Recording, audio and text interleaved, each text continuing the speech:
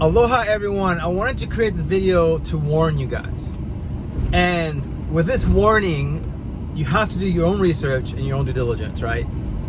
And this is very, very important, I feel. For me, kind of always trying to see what's going on in news, geopolitical news, and just everything that's going on, and just obviously seeing the writing on the wall. I try to make sure my family's prepared, and so that we don't get caught off guard, or just not realizing what's going to happen around the corner. And one thing about this warning is that I don't feel like people are ready. I think people are in disbelief. I think they're in denial. I think it's not going to get too bad, and I think they're wrong with that understanding of what's to come. And if nothing happens, then call me a cuckoo guy, or just ignore what I say. But I always say it's better to prepare for the worst and hope for the best, right? And there's so much going on right now in our world and here in America, that you would be foolish to not see what's going to happen here in the next several months, and just in the end of summer, maybe in the fall. And the fact that you got both the both sides of the aisle, Democratic, Republican, Fox News, CNN News, and now Newsmax and One News, and then you got all the NBCs in the world are talking about the same talking point, that oh crap, something's about to hit, right? Something's about to happen. And so the thing that I want to talk to you about is this potential, okay? I'm not saying it's going to happen, but this potential recession that's coming, this food shortage, right? So recession, food shortage. There's economists saying that 2008 is like a happy meal to what's going to happen here, right? The house market is already take a hit. I'm listening to people, they're saying that people are not getting approved for a loan. In fact, this is a real stat, right? Do your own due diligence. This is a real stat saying that 70% of people that can afford a house, sorry for the shakiness, I'm in my car. This is the time, I'm about to travel and I can't, this is the time that I can do this. So sorry for it's not in my office with all the setup with the HD camera and all that, right? This is just, this is hot off the press. And so they're saying 70% of people that can afford a house 2 months ago, that are currently in the market, are no longer, or they might be in the market, I don't know, but 70% of people cannot afford a house today, meaning they're probably out of the market. 70% of people that are trying to buy a house 2 months ago can no longer afford to buy a house today with the interest rates today. So you got inflation, you got prices have not come down yet. They haven't come down, so they're still high. So the prices are so dang high, and then you got the rates going up, right? And so you got all these things going on. It's not. And so from people coming out of the market, and people are not getting approved because, again, they can't afford it on paper anymore. They can't afford those payments. So you got all that going on. You got so many people in the mortgage world. So real estate agents are going to have a really hard time selling. It's been a seller's market for all this time. Now it's gonna be a buyer's market, but no one's gonna buy it because the interest rates are crazy, right? And so the prices are about to just get a hit, right? And so you got lenders, what I'm seeing, reading, right? Other people who do their own due diligence, that I'm trusting, sources that I'm trusting, are saying the lending world are taking 40%, 50%, laying off people. Lenders are laying people off because there's no more mortgages to do. You got brokers, you got all these deals, you got even banks that are no longer are laying people off. So you got the banking system, you got the real estate agent. So the real estate industry takes a big play. You got the billionaires, the millionaires, the guys who are playing in that space, right? That are buying these loans and making money. So that's going to trickle down to other things. So that's one sector. Then you got food prices that are going to hit, right? Food prices, you haven't even seen it yet. You haven't seen what's going to happen, right? All the high gas prices Here in Hawaii, I'm looking right here, is $5.33 a gallon, right? If you want the big dog Supreme, that's $5.86 for premium gas. So almost $6 a gallon for the top gas, right? Here in Hawaii, right? Obviously, it's going to cost more here. I don't know what it is in the mainland. It's $4 and something cents. And so gas prices continue every week to go up high, right? And that's going to hit the trucks, all right? It's going to hit the drivers and diesel and all that stuff, and it's going to carry it over to products, all that. I'm in the home service contracting world. People are saying that products cost 100% more money than it did 3-4 months ago. 100% markup. Think about that. Something that costs $100 now costs $200. Things that cost $500 now cost $1,000 for the same product 3-4 months ago. Okay, and my clients, again, home service contracting, I do plumbers, heating and air companies, electricians, right? Window companies. That's my clients that I support and get leads for online, and they're seeing huge increase on sales. So you see cost of goods going up, right? You're seeing everyone saying, yeah, we're gonna have food shortages. Why are we having food shortage? Because people, what's happening in China, this whole lockdown is trickling down because a lot of these food companies are trusting in China goods, whether it's machine, maintenance stuff, parts, fertilizer from Ukraine. Companies stop doing that, so therefore the farmers can't fertilize their crops, and so they can't plant. So then that's gonna be food shortage on produce and cost of goods, even with even in the meat industry as well. They're gonna get hit. There's all this stuff touches each other, right? And so it's like a domino effect, right? All these things are getting domino effect. And so, so what's going to happen? So all that stuff, do your own research. It's going to hit. We're going to get hit. You got this formula thing that's happening with baby formula. I mean, that's just scratching the surface, guys, of what's really going to happen, right? So in our debt, guys, think about this. Do your own due diligence. Again, I keep saying that because just don't trust my word on it. Again, I'm just giving you information of stuff that I read. It's the sources that I like listening to, that I feel like trustworthy. They're saying that we're already $1 trillion in debt. Okay, we're about to give Ukraine $40 million, okay? We're trillions and trillions in debt, and we're about to get Ukraine $40 million. We're borrowing from China $40 million to give to Ukraine. You're not gonna see that in mainstream media. That's what's happening, right? We're in debt. We don't even have the money to lend, but we're gonna borrow money to give. That is insane. But unfortunately, that's where we are today. And so, how can you prepare, right? So my goal for you with this video is to first alarm you to what's to come. Maybe July, August, September, around there is probably where we're going to get hit with this craziness, right? How to prepare? Well, have food, canned tuna, right? There's all these websites that sell, long-term food, but they're expensive, right? You probably can't afford it, But go to Costco, buy big bags of rice, buy cans. Every time you go to the grocery store until, then buy an extra can or two. And just stock it away. That's better than nothing. If you're gonna trust the government to provide food with MREs or dropping off wheat and flour and whatever, then think about it. If you're depending on the government, everyone else is depending on the government. You're gonna be on those long lines, right, dishing out food to you guys. And look what happened to Katrina. That was a crazy, chaotic, trying to pass out food, fighting and crime and deaths and rape, all kinds of. You don't want to wait and depend on the government to hand you food, right? And so if you have the means to do it, buy extra food, right? 1 month, 2 months, 3 months, right? Just take, 1 meal a day, right? If it gets to that point, right? Live off of 1 meal a day. Water, buy lots and lots of water, right? Water is what you need to buy. If you don't have water, then who cares about food, right? You can live a lot longer with no food than you can with water. And so make sure you have tons of water, gallons of water. I remember when I lived in Texas, I used to have these 50-gallon barrels of water in my garage. I think I had 5 of them. You can buy those, maybe not anymore, I don't know.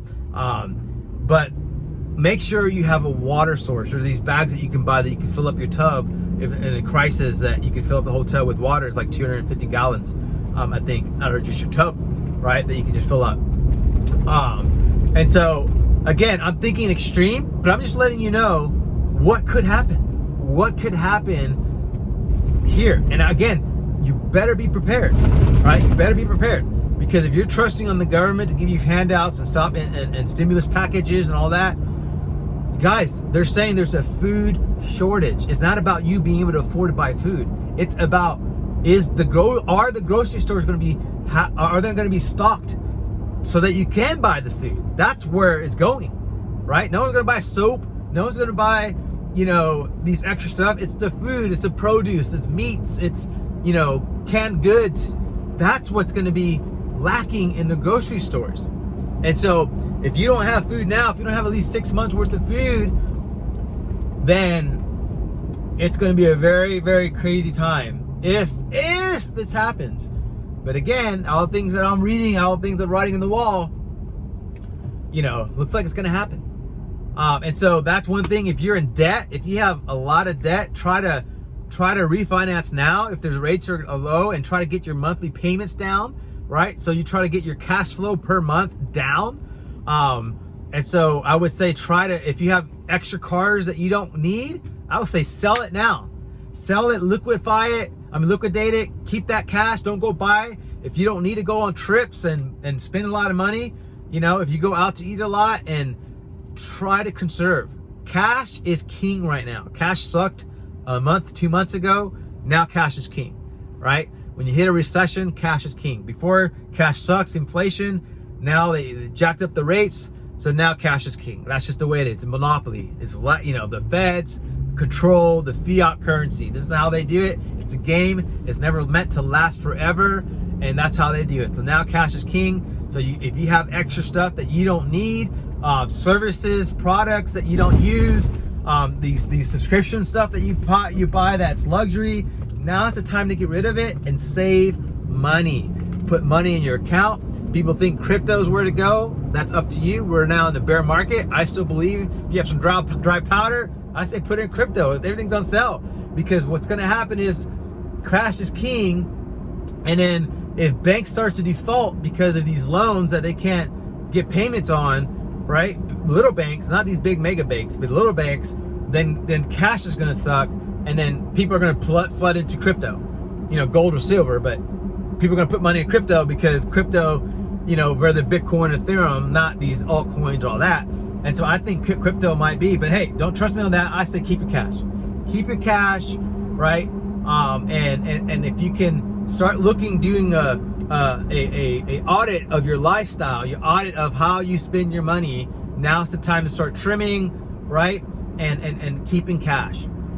Because if you don't have a lot of cash coming up, then you won't be able to afford the things that you're going to be able to need to afford when crap hits the fan. And so I'm just warning you guys, do what you want with this video. You might think I'm crazy, Daniel, whatever. I don't believe you.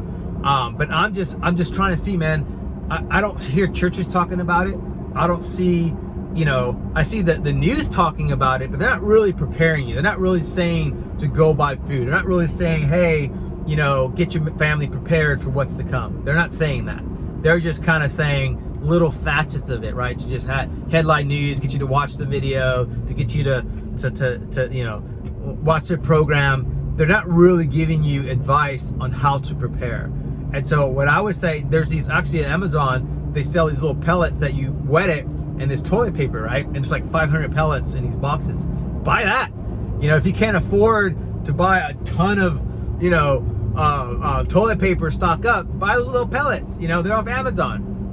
And they're cheap, right? Buy that.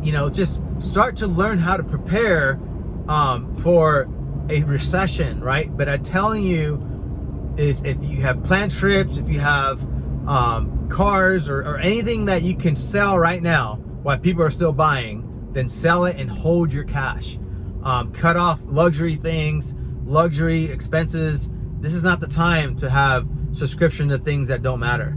And then wait, and then 6 months from now, nothing happens. If 6 months from now nothing happens, then go back to business as usual. But I'm having a hard time with everything that's going on to believe nothing's going to happen. And so I hope this video gets you to at least look into it. Just look into it, right? And if you're a church, if you're a pastor, then you need to do your due diligence, research, and prepare your congregation. Prepare your church for what's to come. Because what you don't want to do is go business as usual, be tone deaf to what's happening in our culture, what's happening in our economic economic situation, and not prepare them to what's to come, right? And I'm not saying to freak out, the sky's falling. I'm not saying that. Be responsible, right? Be responsible. But if you're not prepared, if you don't do some of the things I just said, then you're going to get caught off guard. And then what's going to happen? You're going to have a congregation, a church that are freaking out and nowhere to go because they were not prepared. They were not prepared with food. They were not prepared with cash and on their banks. They're not prepared with, the debt. People who have debt right now, you're overextended. I feel sorry for you. If you have a house, if you have 5 houses that you have debt, you better sell that house, which is sucks. You're not being able to get renters. Try to get renters. But if you have renters and they default on their loan because they can't afford it, you're screwed. You're screwed because the bank's going to be like, hey, where's the money? Where's the money? And all the people in 2008 that were overextended and had all these houses that they were depending on $500 a month from income won't have it. Because the bank will say, hey, where are you? And then bankruptcy, right? And so, and that's one thing I would do is unfortunate what people say. If, that's what you have, bankruptcy. If you can't afford the payments, don't get rid of all your cash, right? If you have your houses under LLCs, then declare bankrupt. Don't try to pay your loans. Keep that cash. It sucks, right? But that's what bankruptcy is there, is to protect you. Don't try to pay off those loans. Keep your cash, because they're gonna want your cash and everything, right? And so if you have the LLC and it's separate from you, and that LLC has no cash, then they can't go after anything. But if you personally have cash, they can't go after you. And so, at least that's the way I understand it.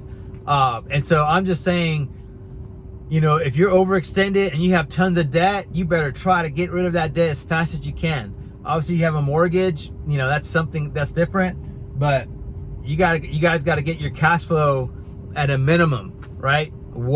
Get your budget down to where you have food on your table, you're paying your mortgage, you're paying your electricity, paying your water bill, and that's it. We're not going to Six Flags, we're not going to Disney, we're not going all these places if you can, right? But if you have money, and you have budget, and you're good, going to Disney is not really going to hurt, then sweet, go have fun, go vacation, right? But if you're paycheck to paycheck and you don't have cash to pay for everything for 6 months, then you better start planning and figuring out a way to cut costs right now, and not go to Starbucks, not go eat out, right? Rotisserie chicken at the store. I have a family of 11 that I feed at home. Okay, I could go to the store, buy a chicken for $10, a whole chicken, and buy a salad. Okay, buy a bag of salad and feed my whole family for $15. Maybe call it $20. Call it $20. I can feed my whole family with a whole rotisserie chicken from the store of a family of 11. So you can cut costs down, right? You really can. And it's even cheaper if you cook your chicken yourself, right? If you really want to do it. And so now's the time to do that, guys. If you're living the paycheck to paycheck, you want to cut costs down. And if you're not living the paycheck to paycheck and you have 3-6 months worth of income to take over, pay for things, then sweet. But again, if there's no food to buy, how are you going to buy it, right? And so you got to make sure you have food in some place that you can go to if crap hits the fan and there's no food to buy in the store, right? And so money can't buy what's not there, right? And so make sure you're prepared for that too. So I'm rambling at now, but I'm just trying to prepare you guys, because I'm not hearing anybody saying how to prepare and how to get ready. Send this video to your friends. Again, I'm not making money off this YouTube channel. I know people that are watching it, my friends and family that watch it, and I know they love hearing my content. And for people who stumble on my content, sweet. This is for you, great. If you like my channel, then like it, subscribe, sweet. But my goal is this is my way to communicate with my friends and family of information, because I love to talk to everyone on the phone. I love to text them everything, but I just can't keep up with all the people that I know. So this is my way to communicate to them what I'm feeling. We're great. We're doing fantastic here in Hawaii. Our family's healthy. We're prepared. We're good. Things are good. Business is good. Ministry is good. Everything's good in my side of town. But I just want to do this video again to just kind of warn you guys and my friends and anybody who, again, stumbles, because if no one's telling you on how to prepare, you better start preparing, because I hate human suffering. I do not like when people suffer, and it breaks my heart, and I wish I can save everyone. I wish I had enough money to just provide for everybody, but I can't, right? God's your provider. The Bible says God's your provider, not me, not Daniel Molina, right? And so God's your provider. And so just pray. First thing is pray, God, show me ways to save, show me ways to cut things off. Lord, if you don't have money and you can't, Daniel, I'm already trimmed to the bone, then pray. Ask God to show you ways to save, to maybe get a group. If you know other people living paycheck to paycheck, figure it out. Try to figure out how to save money and go in on it, on things or whatever, right? Figure it out. Like this is when you want to not forsake the assembly of the people, right? It's just not go to church and sing kumbaya and feel good and hear a message. Do not forsake the assembly of people. It's more than just that. It's for times like this where we work together, we unite together in a time of famine, a time of joy, a time of everything. You work together, right? And so if you're living a paycheck to paycheck, start leaning on church, asking the questions. Hey, is our church ready for this? Is our church ready for what's to come? What are y'all doing right now with all the tithes and offerings that you guys have?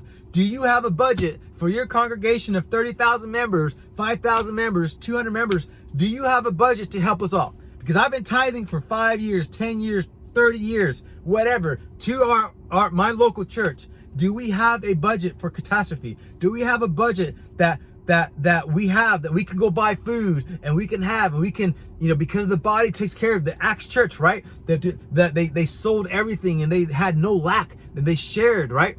Are we there? Are we ready for that? I'm not saying you got to pay my bills. I'm not saying you got to pay my mortgage, but at least food. Do we have the ability? Do we have a budget in our church to buy food for the whole congregation?